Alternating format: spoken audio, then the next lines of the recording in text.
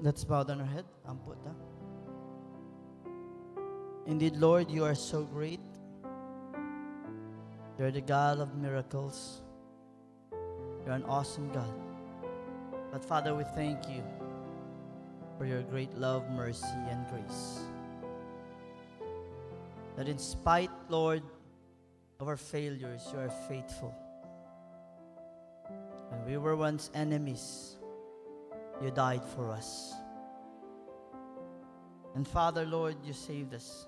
That's the reason why we're here this evening. Because we want to know more about you. We are here to learn about you, Jesus, who is the author and the finisher of our faith. And so tonight, help us, Lord, to focus. Help us, Lord, to listen. Help us, Lord, to understand. And help us to accept and receive your word with joy and gladness and with all understanding and clarity. Lord, we thank you for your grace. God, Holy Spirit, our great teacher, we know you are with us this evening. And as we study your word, continue to guide us. Keep me away from any error. Lord, over this place with your most precious blood and saturate this place with your holy presence. This we pray in your most holy name, Jesus. And everybody says amen. Again, good evening. Sa mga wala pa nakabalo, our brother June Laborte is home with the Lord. Tenante, no? Well, that's life. O na, it's not the question if mamatay tayo. The question is, are we ready? Kwento pa daw gali sila ti Brad Manuel. Habla daw ko nele. Si ele daw muri ready daw katle. And so,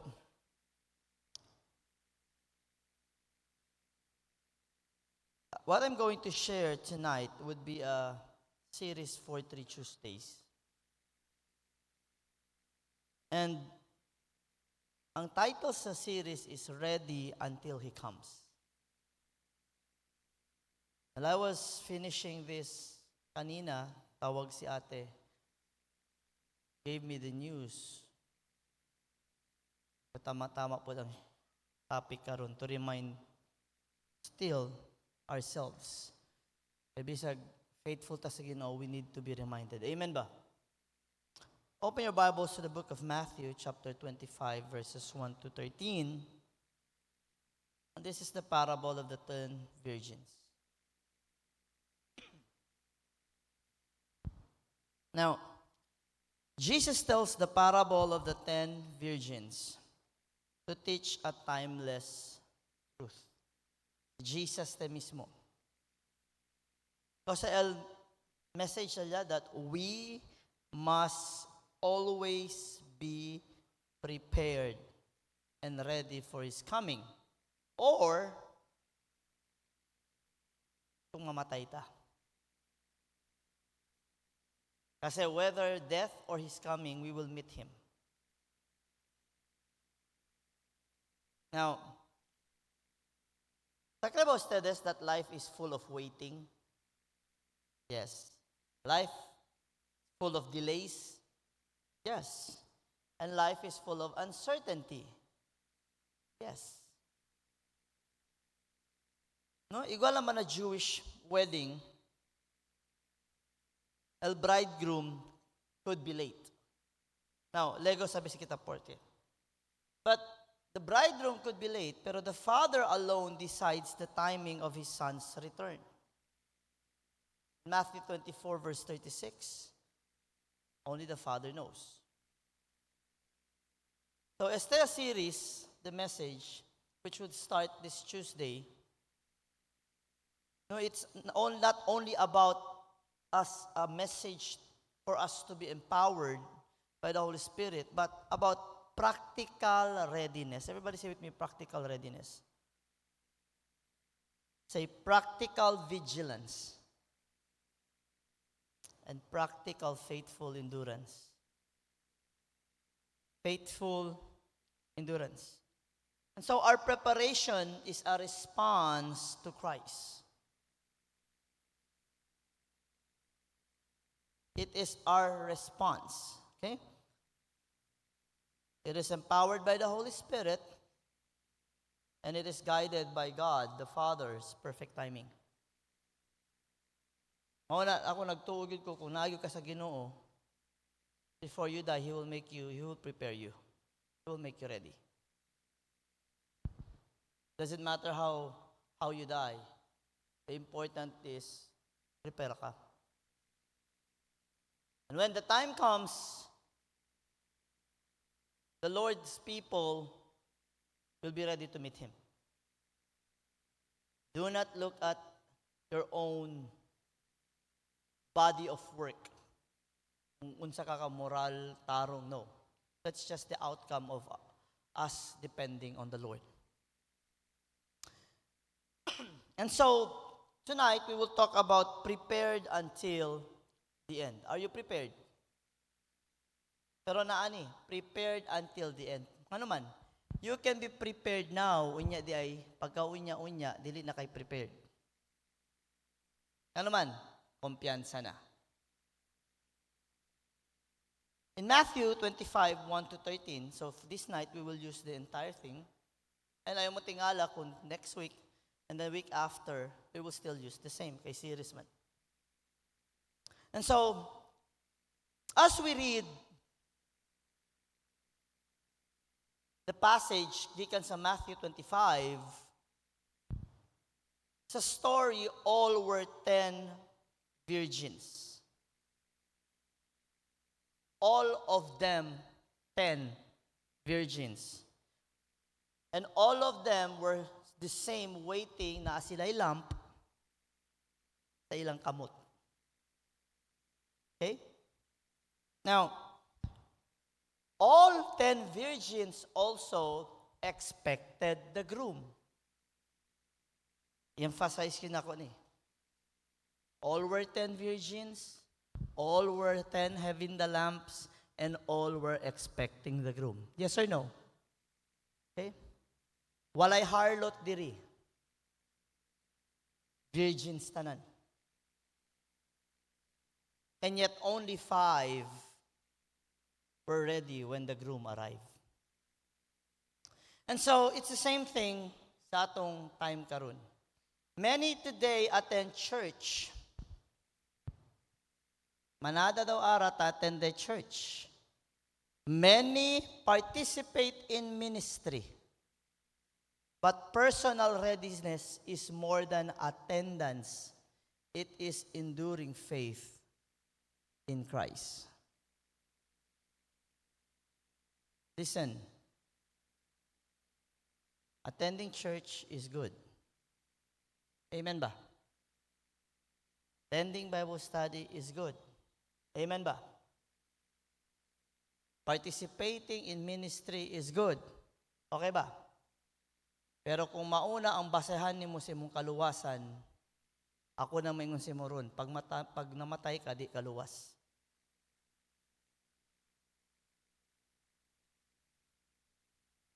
Because salvation is not based on what we do. Salvation is based on what Christ has done. And we can be busy for ministry but have no time for the King. It's useless. And this is why Paul said, amo niya, baka siya himself is cast away. Mauna, please lang, before I proceed, ayaw ta kumpiyansa kay officer ta, ayaw ta kumpiyansa kay Sabado na ata diri, ayaw ta kumpiyansa kay perfect attendance ta. Pero kung wala ta oras sa Ginoo, wala tay personal relationship with the Lord, wala tay personal time with the Lord, everything means nothing.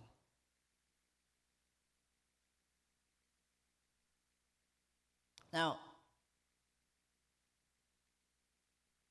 again, personal readiness is more than attendance. And so, para masabtan sa nato in this topic lang, first century Jewish culture actually, a groom normally delayed while preparing a place at his father's house. Normal na siya.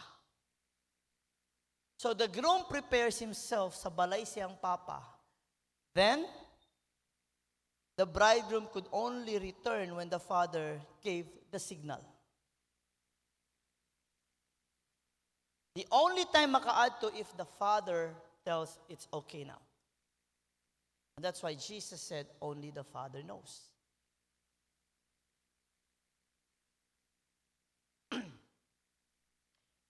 This is the same as the timing of Christ's return, actually. Why? It is known only by God the Father. Because when Christ was here, he was the begotten Son. So he answered based on the culture ng Jewish culture. Now, actually, in the story of the 10 virgins, sleeping was not the problem. Sleeping was normal. They waited. The problem was not planning for the delay.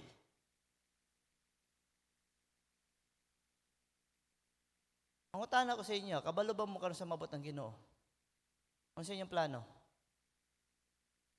Magkumpiyansa or mudagan yun? Basta ditong plano, magkumpiyansa or run the race? Ay, dugay naman ko sa ministry, di na ako magwan. Dugay naman ko simbahan. Again, the problem was not sleeping.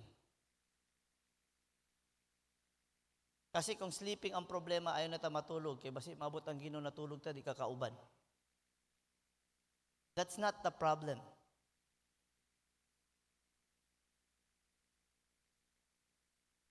Here are the problems. First, association is not enough. You know what's association? Diba basta sa school ka, opening, Genesis na tayo basta si Akel, para man welcome mga first year. Hindi. Genesis. Or, no, not Orsem. Kasi kasi example, si nursing night para acquaintance party. Association or acquaintance is not enough. May I ask you, do you have a relationship with God or are you just acquainted with Him?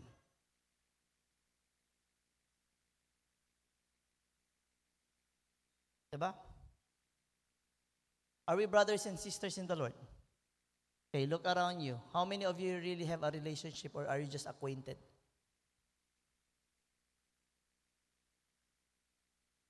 That is acquaintance. Associated lang. Now, here's the reality, El Verdad. Being part of the church or ministry does not guarantee readiness.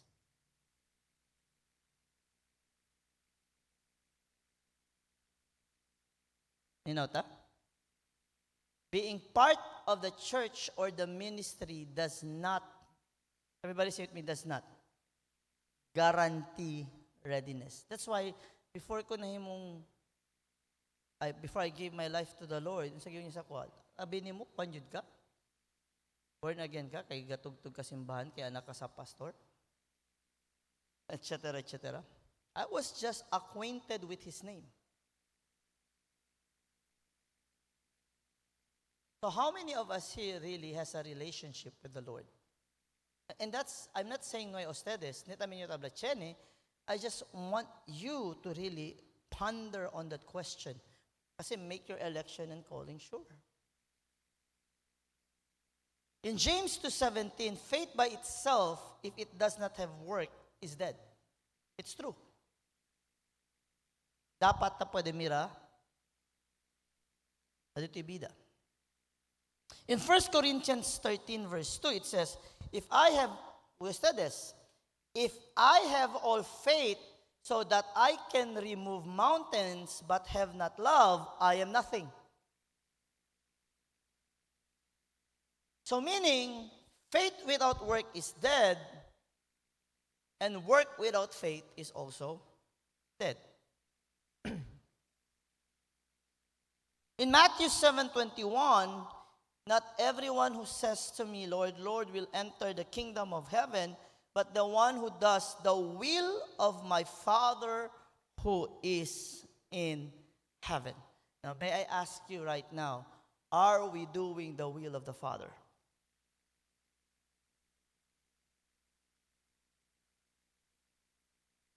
Nadi aton ara career, nadi aton business, or na school, nadi aton relationship. Are we doing the will of the Father?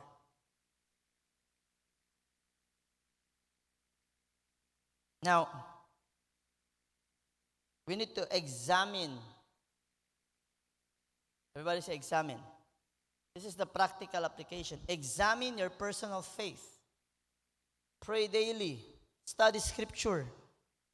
This is the important thing. Maintain. Everybody say maintain. Fellowship and strengthens that strengthens your relationship with Jesus Christ. Takeda kasi siya na best na pensa kita, tansong leader man nyo, okay, kel. Basta to kayo na iglesia, okay, kel. Basta kantay, okay, kel. Basta Sunday school teacher, kel, okay, kel. Pinaka-worst, basta pastor yayo, okay, kel.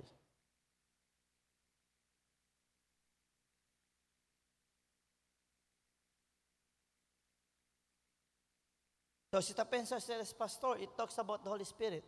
Diga si kita na series. Basta daton first, prepared until the end. This is about preparedness. Are we prepared?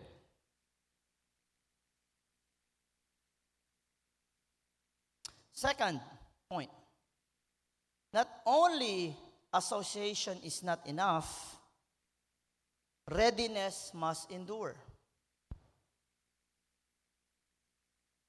Here's the truth. Waiting reveals pure and genuine faith.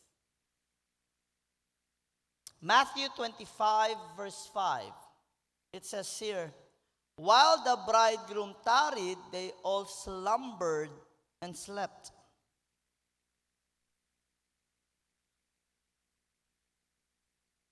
Chene kulpa mo na yadurmin, why? Why? They tarried, they wait. They waited. James chapter 1 verses 3 to 4, it says, for you know that the testing of your faith produces steadfastness. And let steadfastness have its full effect, that you may be perfect and complete, lacking nothing. Hosea pasako ng 5, ya palta di la oil.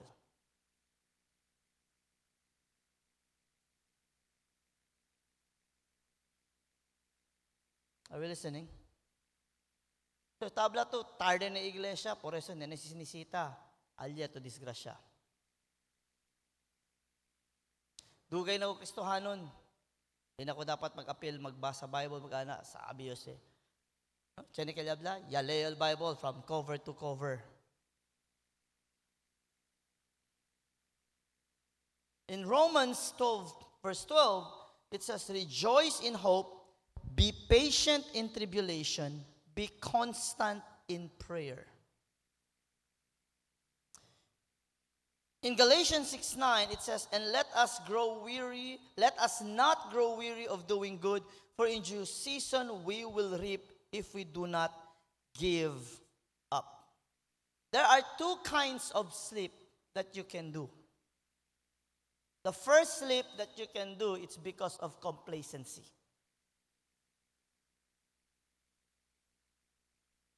The second type of sleep that you can do is to rest in the presence of God. And that is not complacency, that is confidence in the Lord. Complacency stops you from praying and vigilant. Having confidence in the Lord makes you pray and be vigilant. Complacency stops you from waiting upon the Lord, thus you stop waiting upon the Holy Spirit for refreshment. You rest upon the Lord, you depend on the Lord, and continue to wait and be recharged by the Holy Spirit. And so, once you learn to wait, and once you always do that, this is what's going to happen for this practical application. You persevere through trials and delays. And where there is waiting period, you don't slumber, it means being kumpiyansa, but you sleep, meaning confidence in the Lord. Difference, L5 foolish, L5 wise virgins. Kumpiyansa, confidence. Now, use waiting periods to strengthen your trust in God. And you know what are these waiting periods? Normally, they're trials. Normally, they're problems. Because you're waiting upon the victory. So what are you going to do with your problems right now?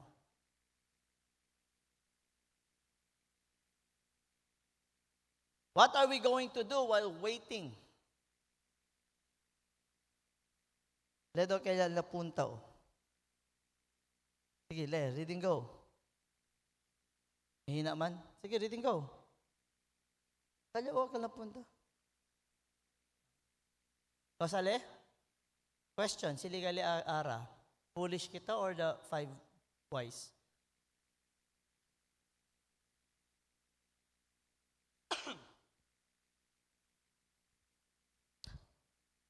Persevere through trials and delays. Use waiting periods to strengthen your trust in God. Quiero decir, allow the Lord as amula de SFA. Every day, do not stop sharpening that faith. Tell to your neighbor, every day, sharpen the faith. Amula. Di ba kasaba sonor, si Tamula, ala pa sila daw, si Taamula daw to de noche, tarabia del kikik. Sabi ustedes ko sa el demonyo, si Tamira le Tamula di tife, ta consumile pati ta nerviale. Por eso, butale masingko sa problema contigo para ase to stop amula. Pero tell that the enemy, the more you throw problems, the more my faith sharpens.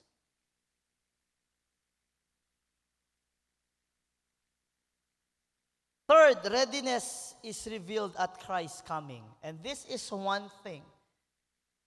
I could ask you this evening if we are ready. And you can always say yes. Because in reality, no, ka natun kin abla no. Kaya syempre, it's either tanhuya or chenebes overconfident. But listen, readiness is revealed at Christ's coming. The parable of the 10 virgins, ya sabi ken el ready, kon dia liga el groom. Yes or no? Yes or no?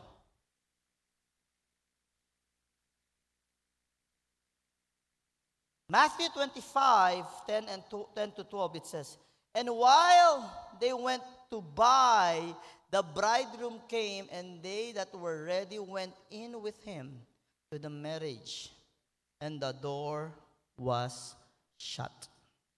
Afterward came also the other, look what the Bible calls them still, virgins, saying, Lord, Lord, open to us. But he answered and said, verily I say unto you, I know you not. Pero the fact ya kada sila part del wedding, they were associated. Yes or no? And in Jewish custom gali, once the door has been shut, it is also to them saying this, the decision is final. Diba kikano to, tanhuya, ala, si late manhuya, mandala entra. Aya, hindi. Maskin sila sabi, si Ciro el Puerta, hindi na sila manak-nak abla, uy, kunosyo ko na kal. No. I know you not, it means this, may pabor-pabor. Dili paro diri kung, di ba? And we ustedes. Ang mga de GNT actually loving that sauce. Caring. Sabes por qué? Masing prepara kita 150, si talya kita, si Chene atra ka kanila, wala maluoy man tatagaan nato na. Yes or no? Maskin dapat, sabi kita bla, hindi kita kailaga, this is prepared for, na, si Chene sobra, pwede kita. Pero, to start na kita man abla na ansina, dapat hindi anay. Kasi actually, you're putting yourself into trouble. What if si kompleto L150? Ito ko sa padidali. In Jewish customs, they understood this. Once the door has been shut, that's it. And the Lord said, I know you not. Why? It was not the problem of the groom.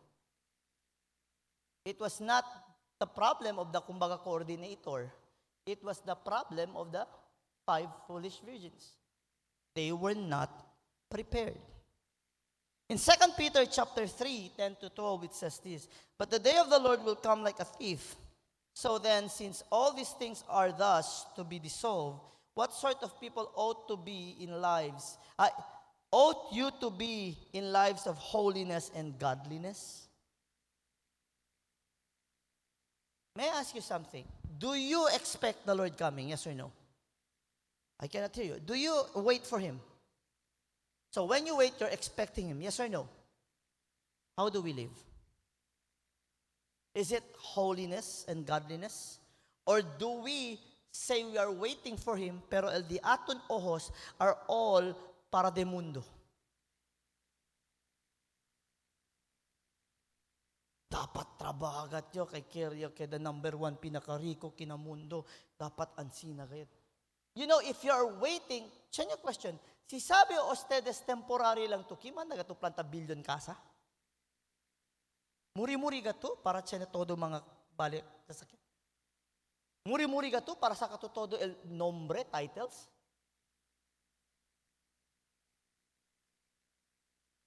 You know what amazes me? If during preaching, most people, hindi. Pero si Noyman na church, amo sila taas eh.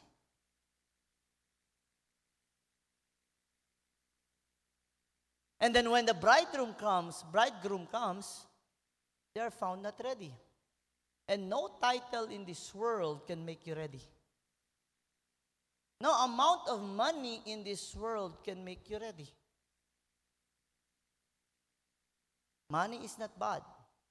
Titles are not bad. The problem is,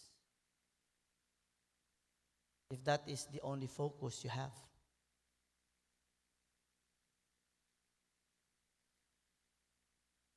Revelation 3:3, remember then what you received and heard. Keep it and repent. If you will not wake up, I will come like a thief, and you will not know at what hour I will come against you. So when He comes like a thief, di ba sabi sa kita, He will come like a thief in the night. Yes or no? Here's the reality. He is like a thief to those who are not ready.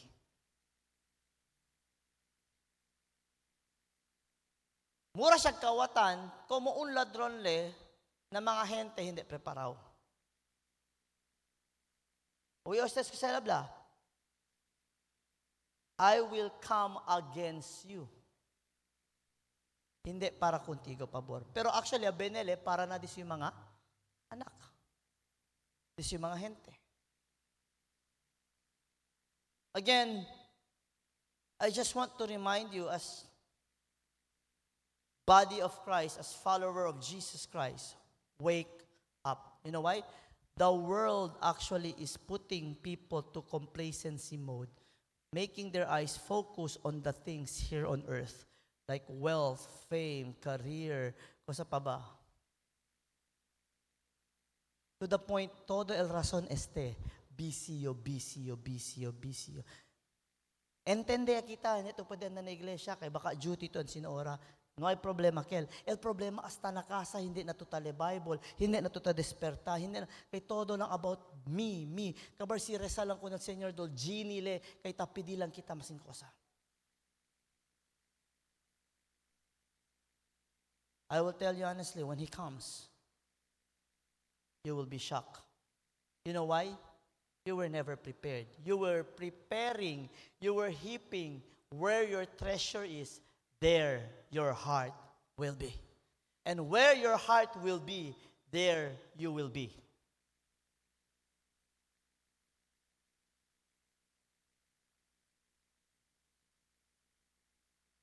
In Luke 12:35 to 36, it says, "Stay dressed for action and keep your lamps burning. And be like men who are waiting for their master to come." Are we waiting? Are we preparing? Sabi ustedes, sina eskwela pa, Kiora ba el klase ara del mga estudyante? 7 o'clock, 7:30? Ha? Depende, what is the earliest time? Ha? Kaya na daw alas 6, no? Oh. Kiora ta desperta? Sita prepara, apuraw hindi? Tarabya pa kung mamang hindi asi desperta, yes or no? No, man to kung desperta, ma'am. Pero si na iglesia or para kun Lord, si asi to desperta tarabya. Si manda to apura, mas manlangay-langay. Pero si eskwela, manda apura kung mamang, kay late yayo.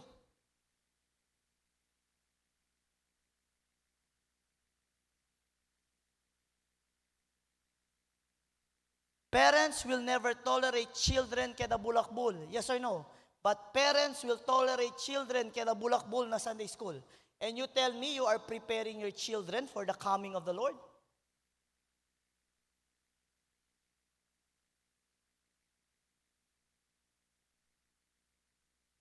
Are we listening?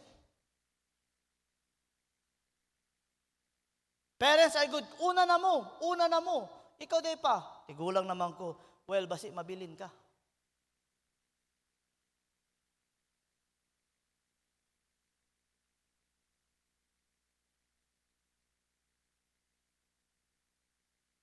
May I ask you, do you know that the Lord is coming?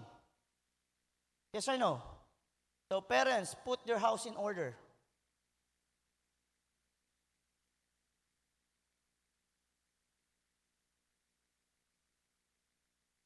Hello? Hello? Di ta kabalo unsa una maabot, kamatayon mo ang Ginoo. Kinsa man magdaho, mamatay si Brad Jun. Kinsa pod magdahom, baka ikaw ang next or ako. Ayaw ingon buyag diha, kay inig maabot, mauna gid na. Yes or no? Yes, we feel sadness, but there's one thing that gives us joy, the hope in Christ. Diba? Ang unsa giingon ako, tinuod or dili? Kung sa school, masuko ta magbulakbul. Kung sa school, masuko ta maglate-late. Kung sa school, masuko ang estudyante, pukawon sila. Pero kung sa Ginoo na gani, masuko sila, pukawon sila. Unya ang parents, i-tolerate, magbulakbulang sa Sunday school. Yes or no? Yes or no? I cannot hear you. So, unsaon man nato karon? Pero gusto nato tawagon atong mga anak Christians. Ngano man? Ay di man sila Hindu, di man sila Muslim. Unya gusto nato ibutang ang pagtuo kay Kristohanon ka, unya nagsimba sila, mauna malangit sila kay di lang kaganahan mag-think nga maimpyerno sila. Listen. Salvation is not based on how you feel. Salvation is not based on how you think you want it to happen. Salvation, it depends on that individual if that person responds to the Lord.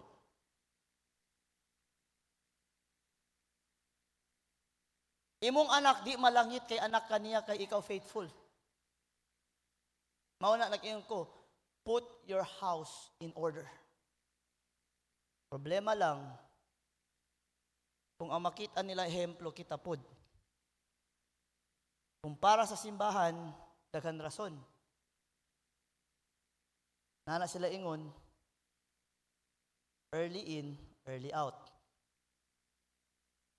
Ang uban pod, late in, early out. Pero ang mga, kung sa basketball pa, ang mga greatest player, early in, late out. Meaning they are the one who stays late They go home the latest. Nga naman, they spend more time on making themselves ready for the big thing. Pangutana ko, are we that?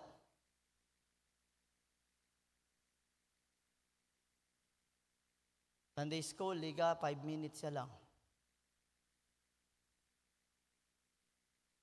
Naipa-closing prayer, una pa tasali. Na.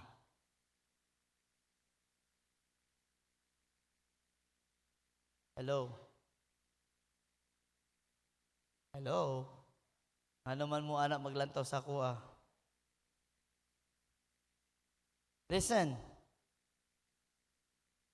Stay dressed for action. Keep your lamps burning.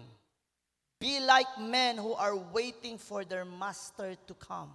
Meaning, tiene pasensya, tiene endurance, ready, nuway deha el post. Here is the practical application. Live life daily with Christ in mind. Is Jesus in your mind always? Is Jesus in your heart always? Bueno pa si crush, hindi tapos na pensamiento. Si Jesus, tabuya lang, si Chene problema. Not only live life daily with Christ in your mind, make choices that honor the Lord and stay accountable to fellow believers. Meaning, pwede contigo korekta, pwede to conmigo korekta. Pwede contigo habla, pwede to conmigo habla. Pwede to habla kung daluno, Brad. Murag kumpiyansa naman ka, Brad. Dili na maawi mo ginabuhat. Pwede kayo mga anak ba, Brad? Salamat. Pwede po mo, inan ang usa. And you make choices that honors the Lord. Decision that gives glory to God. So pahuman ako, we will understand the entirety of this after the third. Pero this portion is just about being ready. Dili ta ma-ready kung wala ta nag-prepare. Yes or no? Ma-ready ba ka kung wala ka nag-prepare? Before you become ready, what do you need to do? Prepare. So we are now preparing. So while waiting, we are preparing for His coming. May I ask you, what are you doing to prepare? Wala, pastor. Ano sa man yung preparation? Kanang kwan ragod. Iglaag, magabi, late mo uli. Ilag, fun. Total. Basag Bible, wala. Wala yun. Ang uban gani, musulod simbahan, ang huna-huna, nagyapon sa gawas.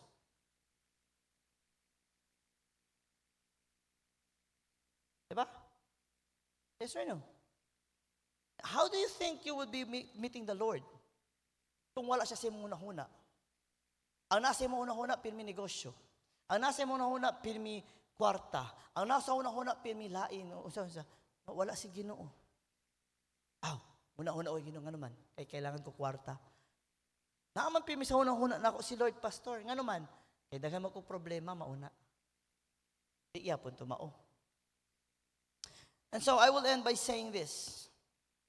Readiness is personal and readiness is enduring. Everybody say personal. Mauna si Mami, sige kung sa kuha sa una. Tamua. Salvation is individual. Kung pwede lang na ako mo ibutang sa kumbulsa, kaso dili man pwede. Walay angkas system. It doesn't matter how you feel. It doesn't matter, basta anak ka na ko. And this is what's nice about my parents. They never said, sagdi lang malangit ka, just to make us feel and to make them feel because we are sons and daughters of pastors. They will say it as it is. Ingnan yun nila mi. Ayaw mo magsalig kay inyong papa, mama, pastor, kay ang salvation is individual. Bisag unsa mi mag-study, bisag unsa mi mag-ampo, kung dili mo maminaw, naana na sa inyo ha. Dili kay uban usay maka, pastor, panmampudto kasi luwas man ako anak ko man kay nagsimba man siya. It shows you don't know even your theology. It shows you don't understand what salvation and how it works. Luwas siya kay nagsimba siya. That's not how it works.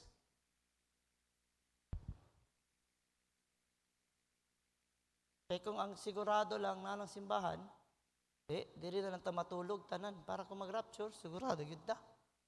Amora ratagwan, ayaw na lang. Naigrupo, naguna-una, maluwas ka kung nakasulod sa simbahan. Readiness is personal and enduring. Listen, I will repeat this. Attending church or serving is not enough. We are not saved by doing good works. We are doing good works because we are, may I ask you, are you truly connected with the Lord? Are you truly reconciled to Him? Are you truly attached to Him right now? Are you truly spending time having fellowship with Him? Are you really having a real relationship na hindi lang kung tigabla, I do not know you?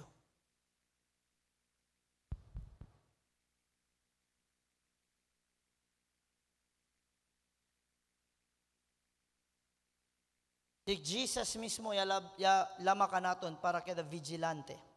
Vigilance. Si Kristo lama ka naton to persevere. Si Kristo mismo lama na dapat yaton faith aktibo. And all of these things, vigilance, perseverance, and active faith, this is how we wait upon the perfect timing of the Father's will. Thus Jesus said, only the Father knows. Just le sabi le, pero this your answer is only the Father knows. It also means only God knows. We don't know the hour, we don't know the exact day and the time, but one thing for sure, we can see the season.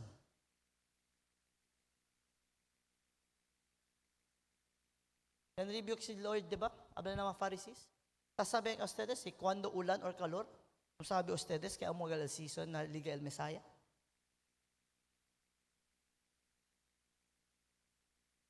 Now, if your mind is just para na send, para na kwan lang, well,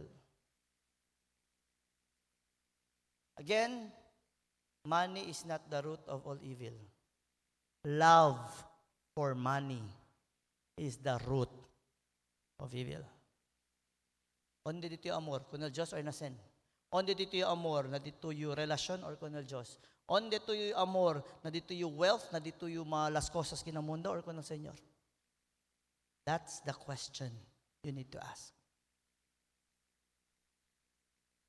Be among the wise who remain prepared. Why? The moment of His coming will reveal the true state of our heart. Por eso my prayer, Lord, let it be that when the time happens, I'll be found worthy to escape. Thus, the true state of my heart really waits for Him. What is the true state of your heart?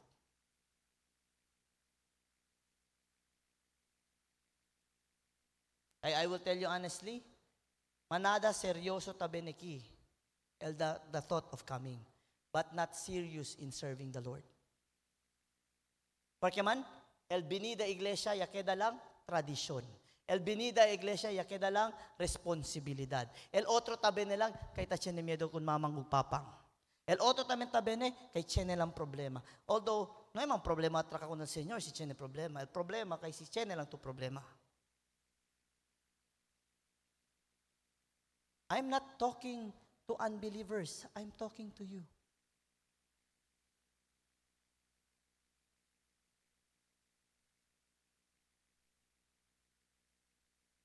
His coming will reveal the true state of our heart. And so, before we close in prayer, let's go to prayer. This is Hour of Power and Prayer meeting. Are we serious with our relationship with the Lord? Now, before you pray, you can ask the two you partner si seryoso. Baka to, be honest